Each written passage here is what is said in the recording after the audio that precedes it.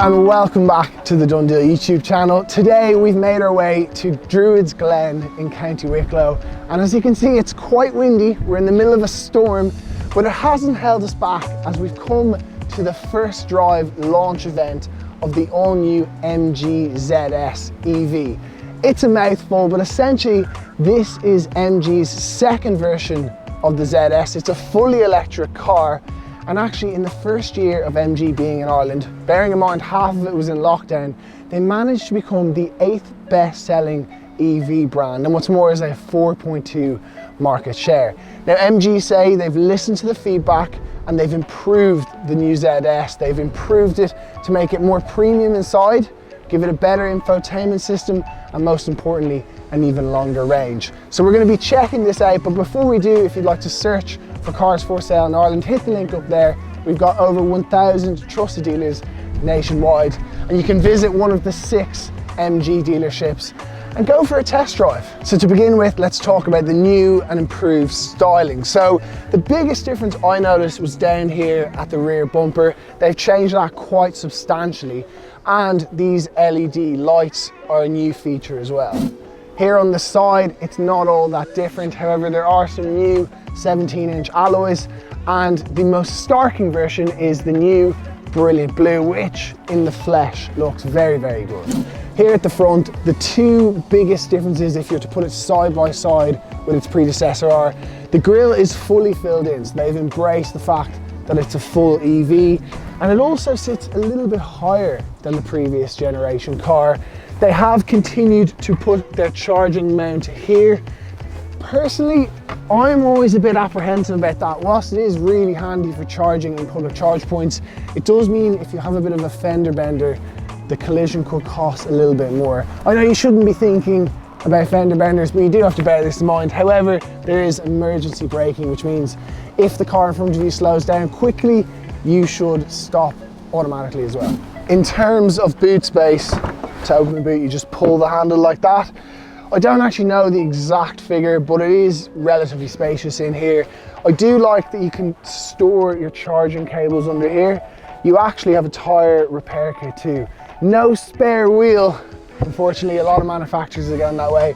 And the rear seats do fold down. However, you can't do it from here unless you've got some abnormally long arms, but you go around the side and pull the seats down nice and easily. In the rear, hasn't changed all that much. It's still pretty spacious. I love how you can slot your feet under the seat in front of you. Plenty of knee room. If you get the exclusive version with the panoramic sunroof, you do lose a bit of headroom. Another feature I have to point out is there's USB and USB-C charging points, which is handy, keeping up with the old school and the new school.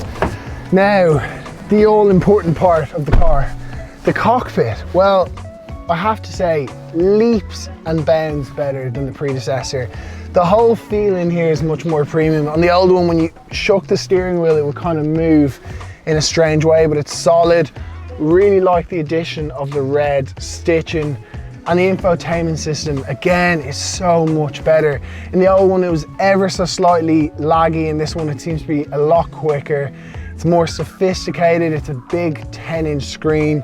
You've got a digital display up here, which is key because, I don't know if you remember, but in the predecessor, I'll leave the link to our review up there, it would only display your speed in miles per hour. And obviously in Ireland, we use kilometers per hour. So really, really like that upgrade, and all your information's there. A key part of this is that you can actually set the amount you charge to. So very often in electric cars, you'll only charge up to 90%, and you ideally don't let it go below 10%, and that just maintains the life of the battery. So you can set that here, and you can also set charge time so that it charges at night. So if you want to use the night rate, for example, with your electricity at home. So it is very, very handy, and there's some shortcuts down here, so it's not all completely touch. So for example, if you need to quickly adjust the climate control, you just touch that button there and up it pops, and now I have it blasting. But it's really, really intuitive, to be fair. And again, here in the front, there's USB and USB-C charging points, which is great. And this, because it's the exclusive version, comes with wireless charging too. So overall, it's very premium in here. I do think it's time to go for a drive though.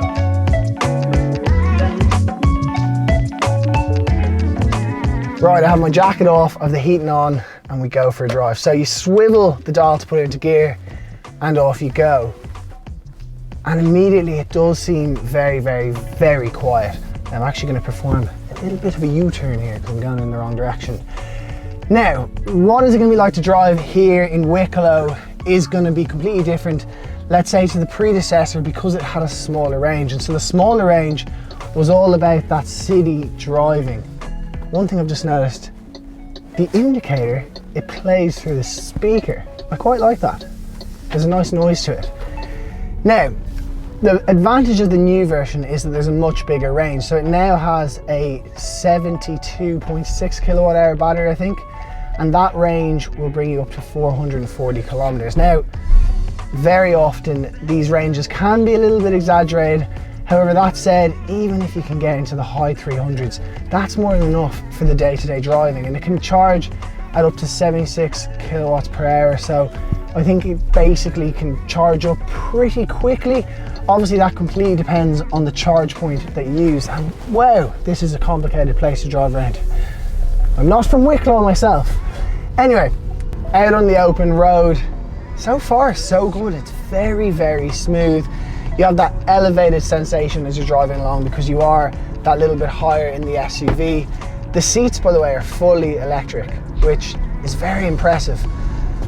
In terms of power, so the old one had, I think, 143 brake horsepower.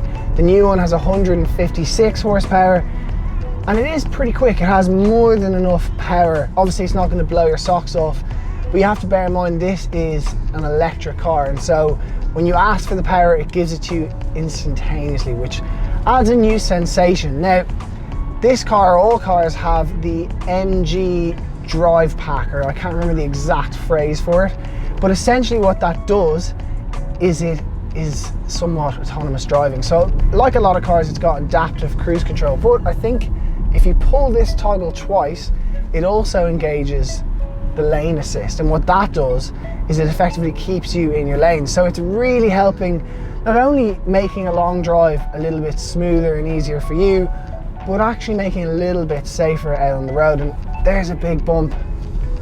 It's well dampened, the suspension, I have to say. So far from my first drive, it does feel a lot nicer to drive than its predecessor. The other one was maybe a little bit stiff suspensioned when you're to compare it to this. Now, one thing I am definitely noticing is the KERS. Now what this is the regenerative braking, essentially.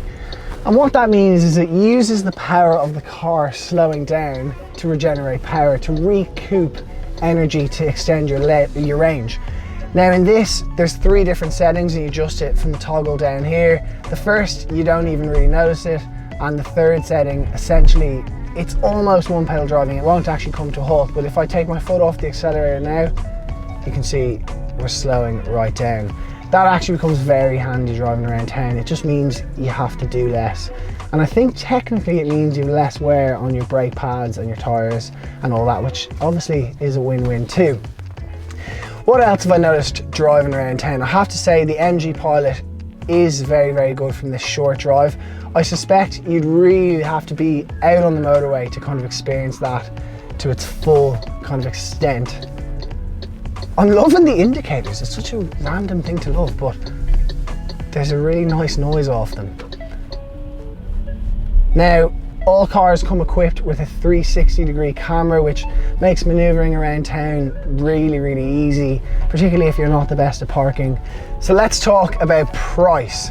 Well, the entry level is going to be 31,995, I believe, and it's 3,000 euros extra roughly to get the exclusive version, which is this. It comes with panoramic sunroof, wireless phone charging, but as a whole they come very well spec'd. And this is one thing I'm really enjoying in some of, I don't really want to use the word cheaper, but let's say better value cars in the market, is in a lot of premium brands you have to spec a reversing camera, you have to spec lane assist, whereas in all these kind of more entry-level cars you're getting this as standard, and that's brilliant. So fully spec'd out, 34,995 I think, and that includes your lane assist, your MG Pilot.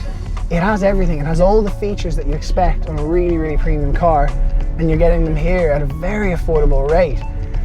And that's actually a key part about this. So with MG, one of the things I said in my last review is bear in mind it's new to the market. We don't know how it's going to react. So one of the first things you always should think about when buying a car is its resale value. If you're buying a Golf, it's a lot easier. You can look at a Golf that's 5 years old and say, that's roughly what this will be worth in the future. With this, it's a little bit more difficult. So it's one of the few cars I'd actually consider maybe getting on a PCP, because I think it's a 2.9% APR. But the key part is you have a guaranteed buyback, which means you know, worst case scenario, how much it's going to cost you to own it for 3 years. That's a big advantage to it.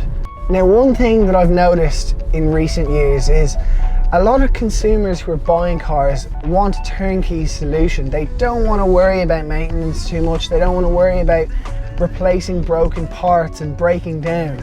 And that's always why we encourage you to buy from a trusted dealer, so that you know you've got that warranty and you got that peace of mind.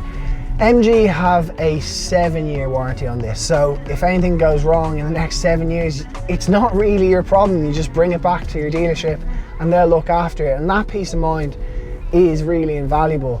And it goes into, let's say when you're buying a car, it's all about knowing what it's going to cost you both in the long run but also monthly. And so I think on a PCP it can cost as little as €74 a week, I think was the number they said there in the kind of press briefing.